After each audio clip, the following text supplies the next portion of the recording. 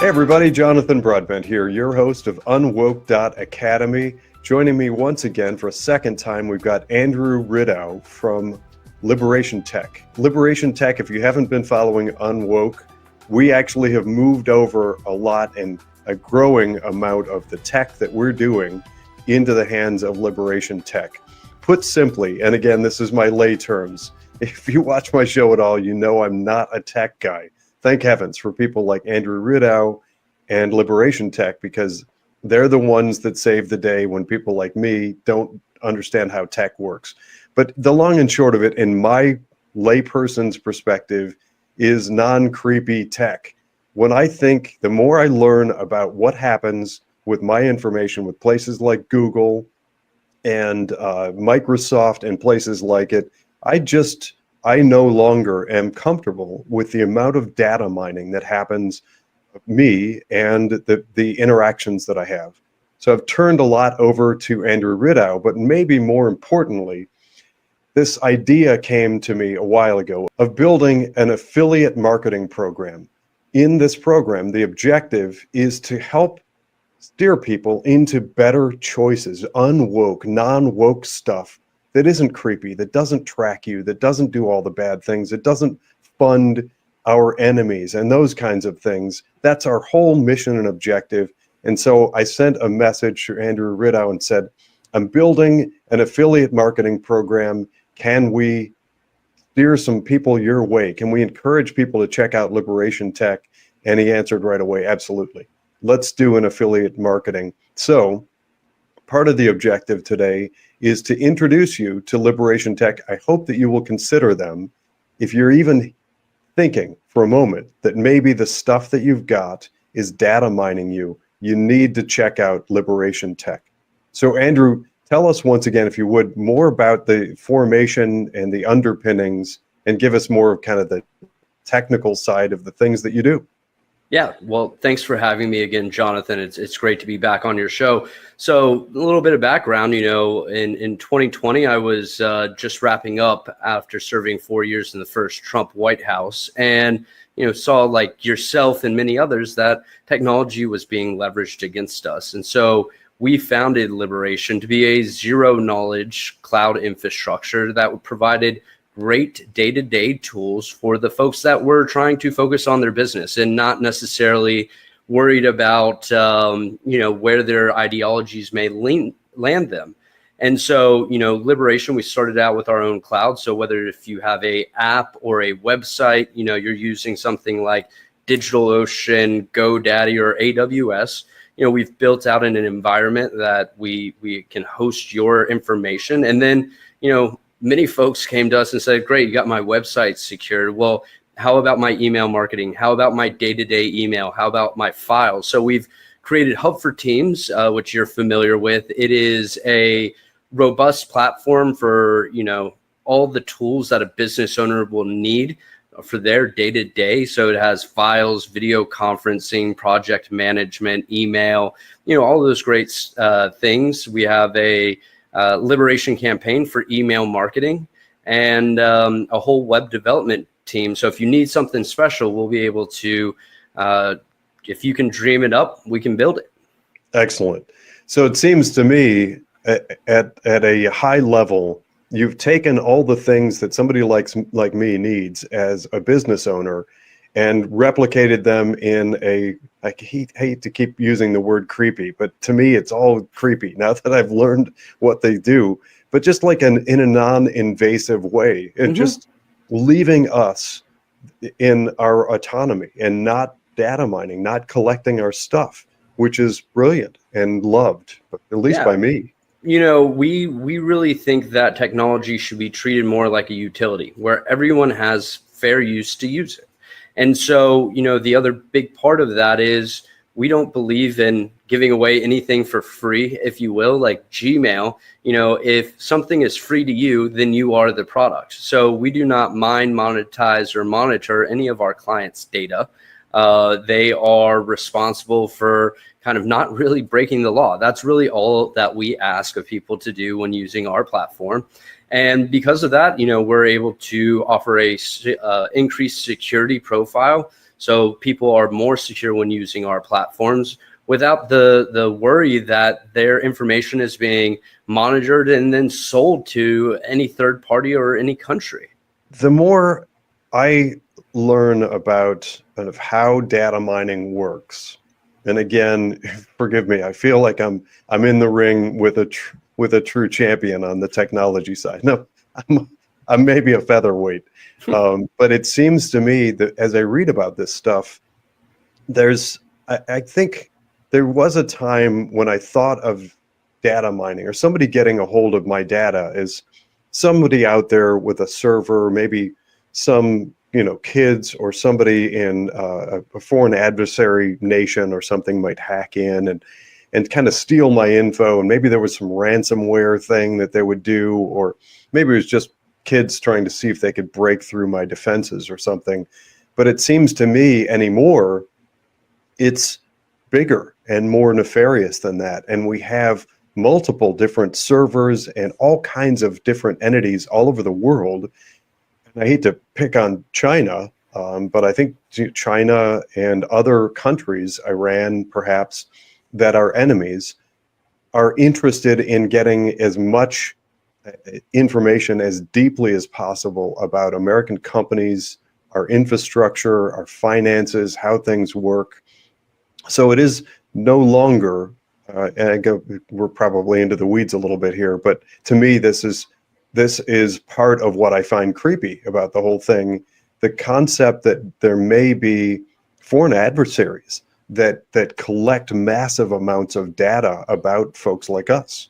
Yeah, and really what we see is not only is it the foreign that you mentioned, but it's also the domestic, right? We see technology companies, right, like Google and AWS and Microsoft, they're mining using their own tools, right? If you use their platform, you're giving them the ability to go in and read everything, own everything. And oftentimes what they're doing with that information is they're putting it into their AI and trying to train their AIs off of our systems. And so, it really is something that, it is not something to worry about day in and day out, but it is something that you want to be cognizant of and really try to limit the amount of exposure and what kind of information that you're putting out there for both companies and adversaries to collect on us.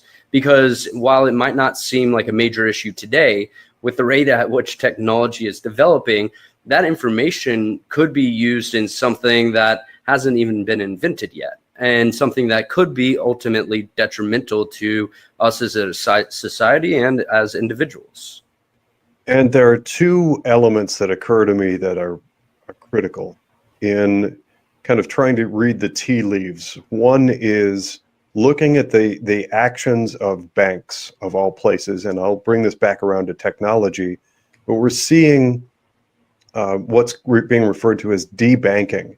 We're seeing people kicked off of platforms, kicked off of banks actually, and not allowed access to their funds, and then just sort of shown the door because they're shown to be conservative. That's actually happened a bit in technology as well.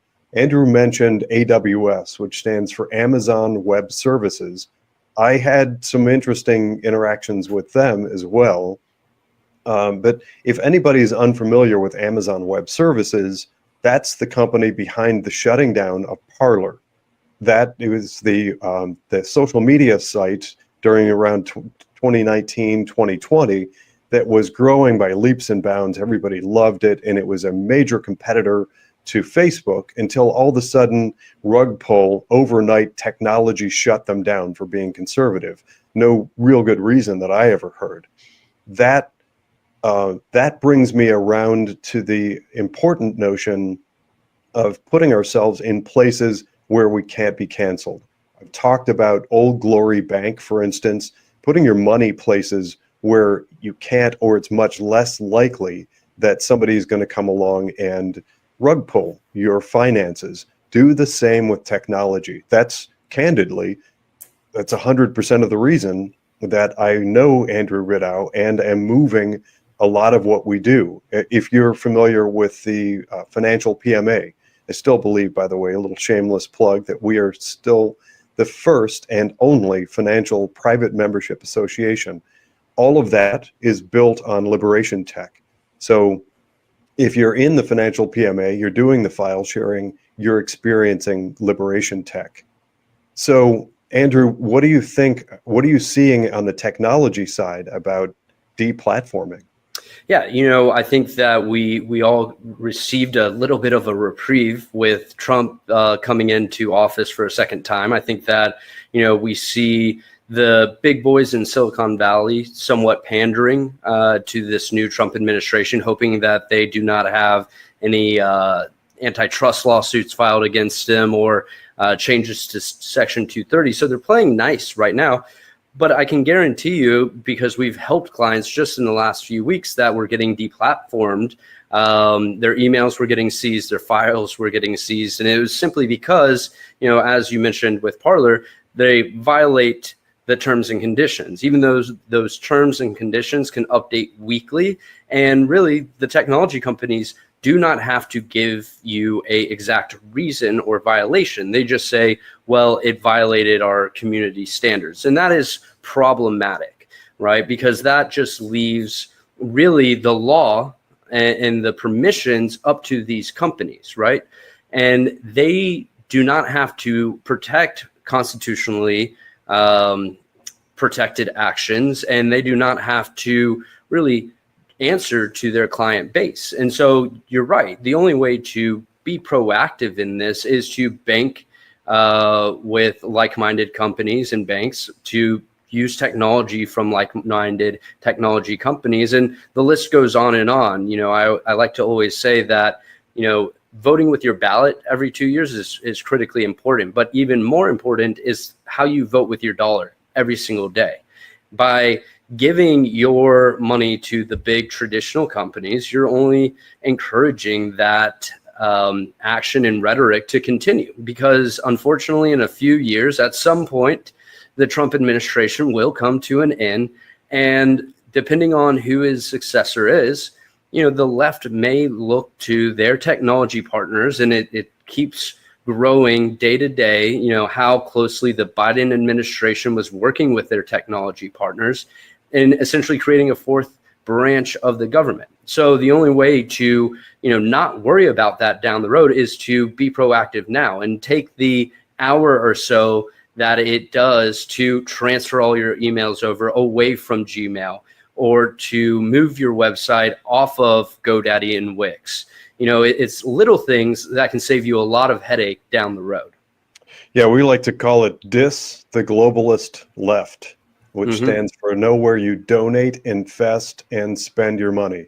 DIS, the globalist left. It's a nice little catchphrase for reminding us that you vote your values, and you can do it at the ballot box. You also do it on a regular, recurring, ongoing basis with your wallet. So what we fund today becomes tomorrow's future. And going to places like LiberationTek makes all the sense in the world to get away from the woke left and stop giving them our money and our information. Connected to that, there's something I wonder if you have an opinion or any feedback on. And I'm going to use an analogy to kind of highlight my perspective on this. If I'm going to grudgingly, perhaps, give somebody access to my home, first of all, I'm going to try to stop anybody that I don't know, like, and trust at the door and not let them into the house. There are companies out there, they're using my analogy, there's some people that might gain entry, let's say, to my garage or get in through the front door. I want them to have as little access to my information and my personal life as possible. In a similar regard, we have technology that is intent upon learning everything it possibly can about us, from our phones, our interactions. I think by now everybody should be aware that our smartphones are cataloging and chronicling our interests, our activities, where we travel, when we spend money, where we spend money, all those kinds of things. So the less information you give, the less profile there is of you, and connected to that, it's again sort of clarifying my analogy of your home. You want to try to keep people out. You want to try to insulate and protect the integrity of your personal space. I encourage everybody to think the same way about their personal information in the technology realm. And looking at the objective of the bad guys, we talk a lot about what's called CBDC, which stands for Centralized Banking Digital Currency, and social credit scores. Those are a combination of things that are intended in the future to kind of control our financial transactions. And there's a lot to it. There's kind of a lot to unpack there. We've gone through a number of different episodes talking about 15-minute cities and all of that. None of that is secret. It's all published. It's all out there from the Biden administration. You can look up Agenda 2021 and 2030 and those kinds of things. So there isn't anything here that I'm going to talk about that you can call conspiracy theory. It's all fact. But if we're looking at that as an intended destination for government control, government like China, knowing a profile on us and our behaviors and our activities, and knowing that conservative traditional values and American patriotism are frowned upon, and knowing that the objective eventually is getting to social credit scores for Americans and controlling our ability to access money, currency, centralized banking, digital currency, put all that together. And in my book, we have a formula, we have a need to insulate and protect our confidential private information, personal and business. I wonder if you have any thoughts on that. You know, and a lot of what is fueling, you know, what you're talking about, whether it's the CNBC or the social credit score itself, that is deriving hundreds of thousands of data points that technology companies in China have collected and handed over to the government. You know, the question is, would U.S. technology companies comply in a similar way, especially the big boys, and hand over that much personal information over to the U.S. government if such a time were ever to come and that information were to be requested, right? It is ultimately concerning. And, you know, they're collecting data now, but, you know, that day may not come for 5 or 10 years. But what they would be able to do is go back and log and look at all of your history from today until that date. And so it's vitally important to not worry about this only when it's about to come into practice. It's really a whole focus on being proactive going into these measures and really ensuring that your data privacy and your security and your online profile is as small as possible. Well put. Beautiful. So actually, I think that I know that there is an example, an egregious example that already exists of that type of abuse of personal data. And that comes from January 6th, 2021 by AT&T. I believe it was AT&T, it wasn't Verizon. I'm pretty certain it was AT&T. I think it was actually most of the main players at some point complied and provided all the geolocation. That's what I was after. And that's just really disheartening. The fact that those cell phone companies willingly and egregiously just handed over data on geolocation of people around the Capitol where they had every right to be. That's the people's house. And the insanity that ensued, I don't even get me started with the weaponization of our Department of Justice and abuse of American citizens, which was horrendous. But from looking at it exclusively for a moment from the technology standpoint, the fact that these tech companies, these cell phone companies, handed over our personal data to a weaponized Department of Justice for the abuse of American citizens, that does not bode well for the future. Yeah, and you know, that was not a one-off type incident. Something similar, but still a little bit different, was during the trucker convoy back in 2020, where the data of all of the donors supporting the convoy was leaked. And that information, the very next day was seized by the Trudeau administration and assets were frozen, essentially another form of debanking. And that is because that private sensitive information was made publicly available. And then, surprise, surprise, the Canadian government decided to act upon it and tried to suppress the activities of something that was totally lawful. And unfortunately, it is something that we've seen time and time again for a long time. Brazil was trying to force Elon Musk and Twitter to completely censor their political rivals, former President Bolsonaro. And they were trying to make the claim that he had no right to publicly convey his thoughts and his ideas on the platform. So instead of just beating him in a traditional election, they were threatening to shut down X in Brazil to silence them, right? And so that is ultimately the greatest concern that we have to realize is it is kind of a two-way street, but ultimately, if the government has malicious intent, oftentimes, these companies will ultimately fold, because they already have the access, they already have the data. That's in stark contrast to how we operate. We do never access the data of our clients, so thus we have nothing to provide. So there are a few related points, just kind of making this relevant as possible to my audience at UnWoke.academy. Of course, individually, and any business owners or leaders out there, you should be looking, if not LiberationTek, I don't know who else to look to. They're, in my book, they've led the charge in providing insulated protection from the creepy tech.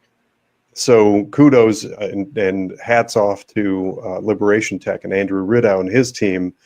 But in the financial world, kind of sort of tying that together, because there's a ready-made parallel. In the financial world, we have these globalist banks and Wall Street, et cetera, and they thrive on data mining.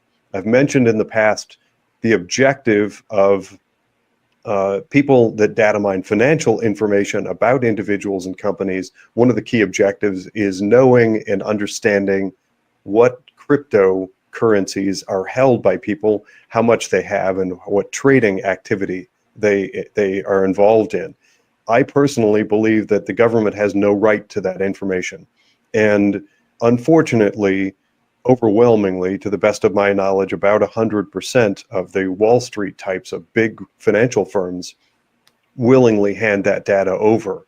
So on my side of the equation, a big part of the reason that I've moved the PMA and doing a lot through LiberationTek is to try to present some barriers where you have these financial firms that, from everything I'm able to see, they don't wait for the government to ask. It's just sort of this revolving door of information that's shared readily with all kinds of non-governmental organizations, et cetera, that data mine personal financial data. And candidly, I can't think of anything that's more juicy and exciting for people that collect data than your financial life. But that's just, my lens is colored through working in finance. Whatever it is that you do in your life, I suggest you should be looking for privacy. If you aren't, and you're conservative, then I think that there are some dangers that loom ahead. And we have clear indication of that. I mean, you've given some examples, Andrew. And just as a side note, two other connected elements to the point that Andrew just made, I interviewed several Ottawa truckers in Canada during the protests years ago. I had somebody who was able to go in and sit inside the trucks and provide real-time live interviews with an American audience, which was awesome. I'm thankful to have had that opportunity. And I saw that happen. Since then, I've had some people and organizations, and one of them is in the Moms for Liberty realm, was not Moms for Liberty, but something very similar, contacted me in a panic because they were being kicked out of their bank for conservative values. I ended up investigating, and I pushed on I actually know some of the senior leadership at the bank very well. Was able to make some phone calls, and I think they backed down for now. And I think that might have to do with a Trump at the time incoming Trump administration. But you're right. The writing is on the wall. I think that the bad actors are really kind of just temporarily playing nice until the bad guys get back into office, if they get back into office, if we let that happen.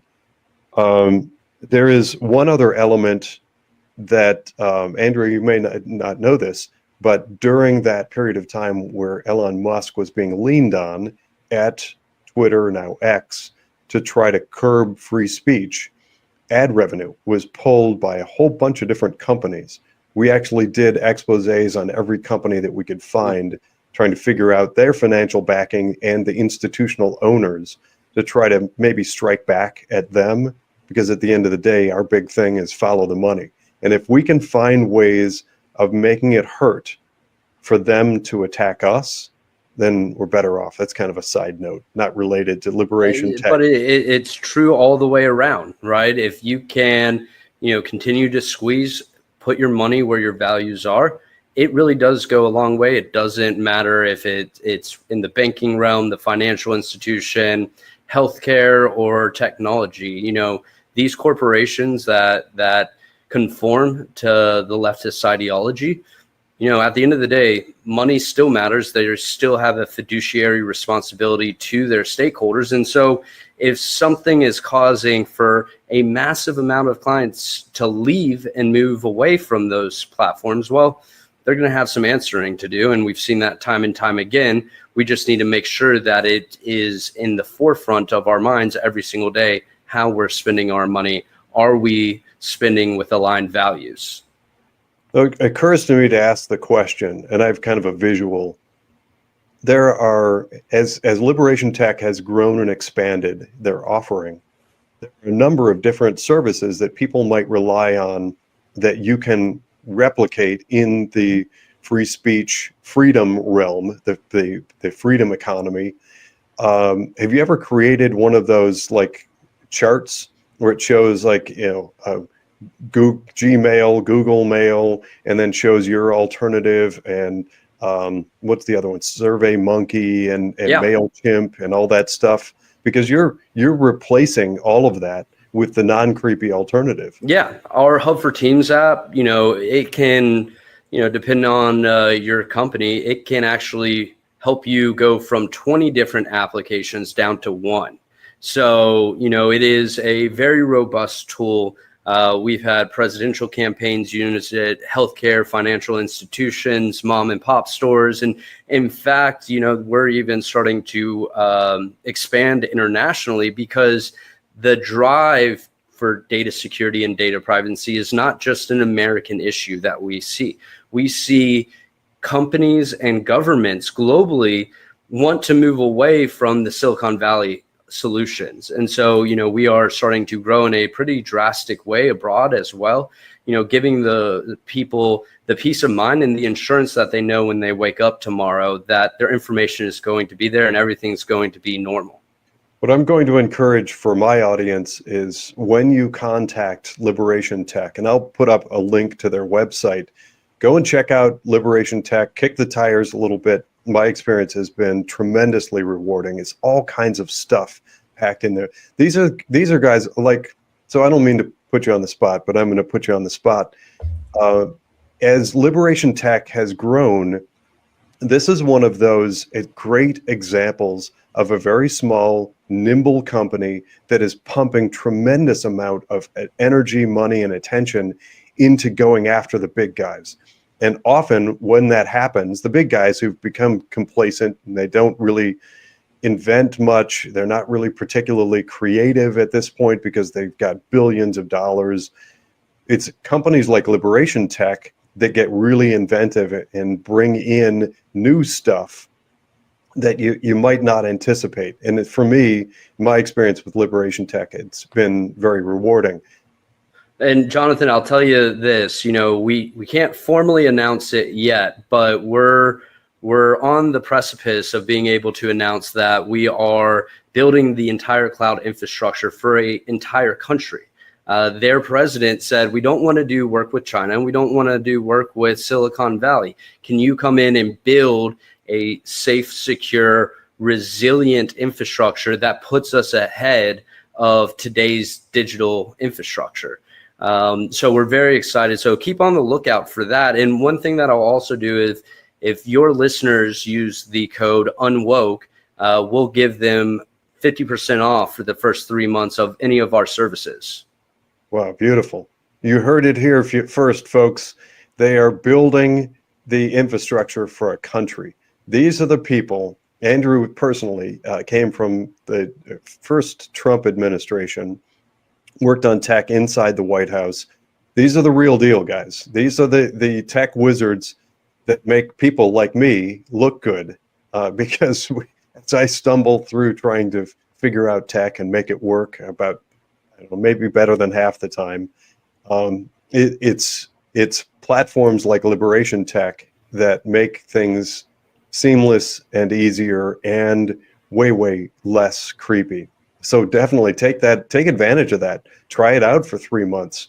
I think you're going to love it, and I hope you do, because again, just clarifying the relationship, if you do end up liking LiberationTek, and I certainly hope you do, and engage with them in a relationship, part of that relationship comes back to keep episodes like this going and keep UnWoke.academy active and researching and reporting.